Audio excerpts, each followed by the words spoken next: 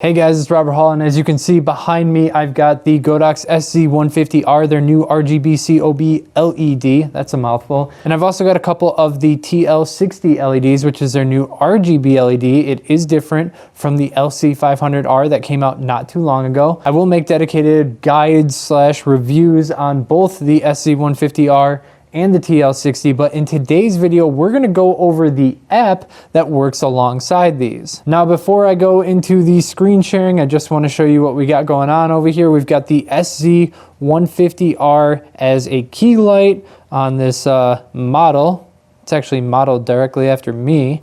And then I've got two TL60s. This one up here is acting as a background light. And then we've got this one pointed back towards the subject. That's going to be acting as a hair light. And this is all just for demonstration purposes, so you can see the capabilities of this new app. Now, the last time I did a video in front of this backdrop, so many people ask about it. It is from Clot Studios. I've got it linked in the description if you want to check it out. They do a bunch of rather affordable hand-painted backdrops, so you can check that out. All right, so let's check this app out. We are at the main page of the Godox Studio app. This is what you see as soon as you open it up. And you'll notice the first thing you see is multiple studios. There's a demo studio, and then the second one is one that I added as home studio. If you take the lights and put them in different places, if you're using them in any recurring setups or want to use them in different ways, this is how you stay organized, by putting them in different studios. Now, when you create a new studio, all you got to do is give it a name. So we could call this one Video.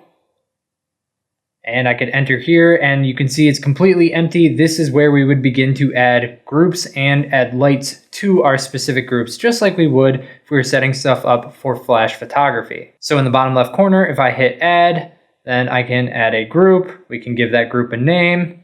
Then in the top right corner, we can add a light to a specific group.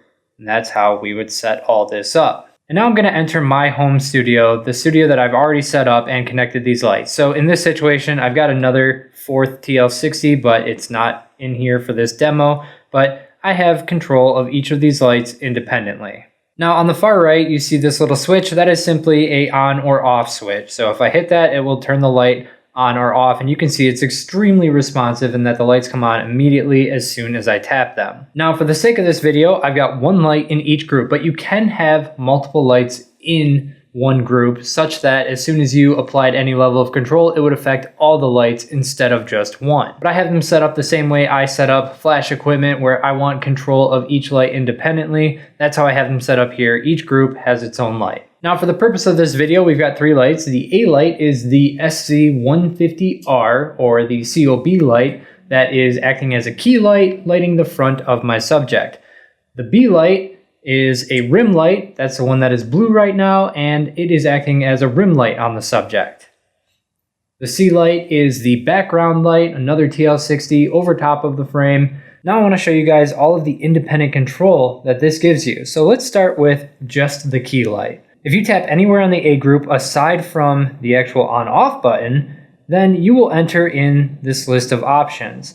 Now, just so you're aware, there is a history function, so it's going to go back to whatever you were modifying last. But if you look in the bottom right corner at the mode option, if you tap that, it brings up all the options you have for the functionality with these lights. And as you can see on the top left, we've got an RGBW mode, we've got an HSI mode, we've got a CCT, which is simply color temperature and tint modification. Then we've got gel filters. There are Lee and Rosco gels built in here. Then we've got an FX mode, and then we've got a color picker mode. Another cool thing is on each of these modes, we do have a brightness control at the bottom, so I can easily increase the brightness or decrease it no matter which menu I'm on. Now I'm going to start with the CCT mode because that is probably the most common application, as all you are doing is modifying the color temperature and the tint. Now the top bar is simply the color temperature. I can move this light anywhere from its minimum of 2500 Kelvin all the way up to 8200 Kelvin if I need a cooler light. Now I've got my camera set to around 5700, so we are going to set this light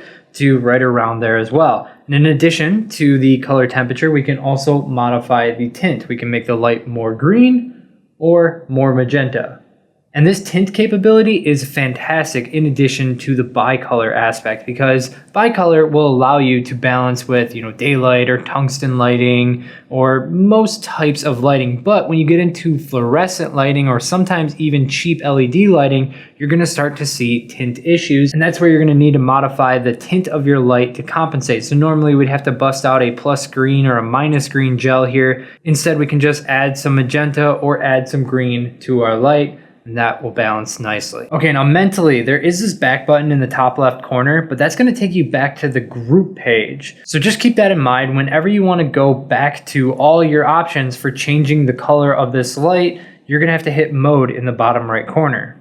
Now we'll go up to the RGBW mode in the top left. Now in this menu, there are two options. First, you've got the color field, and the color field just kind of shows you all the colors, so we can change it just by moving our finger around the menu. And then there's also the sliders option, and the sliders option lets you really dial in the red, green, blue, and white values independently. This slider menu is probably useful if you're trying to match the specific values of a color that you've seen before, but otherwise this color field is just way faster for quickly dialing in a color by eye. Now we'll go into the HSI menu, and the HSI menu is just another option for controlling via RGB, but this is just if you're more familiar with the HSI values, which stand for hue, saturation, and I believe intensity. So the hue gets modified as you move around the circle. There's values between 0 and 360. And as you get further away from the center of the circle, you are increasing the S or saturation value. So around the edge here is where all the most saturated colors are. So both the HSI menu and the RGBW menus give you an opportunity to adjust the color, but they're just presented in a different way. So use whichever one feels more intuitive to you, or depending on the project that you're trying to match. Okay, now I'm actually going to switch over to my TL60 here. Let's do this with the blue TL60, the one that is acting as my rim light. So once I've turned that on, I'm going to click on it, and it's going to load its memory state. So this is the last menu that I've been in. I'm going to go into mode, and I'm going to open up the gel filter category. The gel filter option allows you to match with popular Lee and Rosco gels.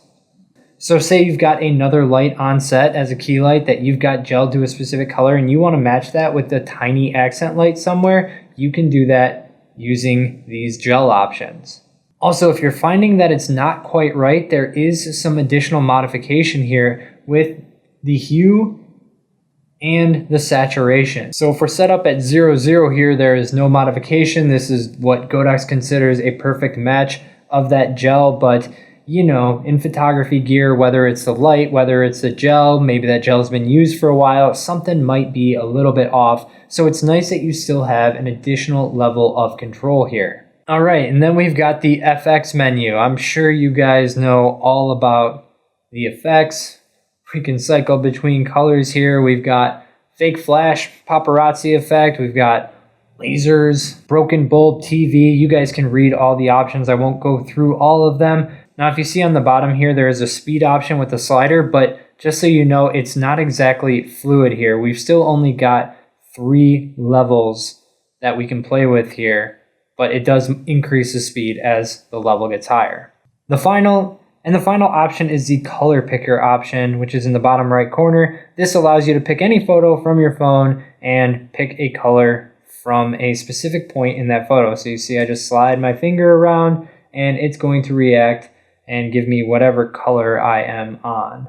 And that is all the options that you have. The last thing is just controlling each light and turning them on or off and modifying brightness. So let's just set up this headshot real quick. We got the A group. We don't want that one in RGB. We want that with some good, clean 5800 Kelvin lighting. And I am looking at my screen right now, and I'm just gonna go, I think 10% might have been just about perfect, honestly. Yeah, we'll go a little bit brighter. This is S-Log anyways. All right, then we're gonna go back to the main screen, and we are going to put a B light on. Turn that on, and this is the light that is acting as a rim light. We're gonna go into the HSI panel. I'm gonna fully saturate an orange over here. There we go, and maybe we'll drop that brightness just a little bit so it's not blown out. Cool, and lastly, let's give it some color contrast by breaking out our background light, the C light, and we will give that some blue color. So we're going to go to the HSI menu as well, and we'll go complementary to that orange. We will put the blue in here. As you can see, my other lights are kind of overpowering it. So I'm gonna go back into my A group. We're gonna drop power down quite a bit. Then we're gonna go back to my B group and drop the brightness of that one as well. Now we'll go into the C group, try that color again, and we're really gonna brighten that up. There we go, I've got a nice deep blue background, I've got a warm rim light separating my subject from the background on the dark side of the image, and I've got my key light giving us some nice Rembrandt lighting on the subject's face. Now there's one final thing, there are share, import, and export options in the top right. You can see we can share this with other people, we can import settings, we can export settings. So if you got something you like and you want to share it with somebody else, provided they're using the same system of lighting, then you can do that. Just so you know, sharing this data does require creating an account. Yes, I've been right here the whole time. Hope you guys enjoyed the video. Leave a like if you did, subscribe if you want to see more of my videos, and until next time, keep on shooting.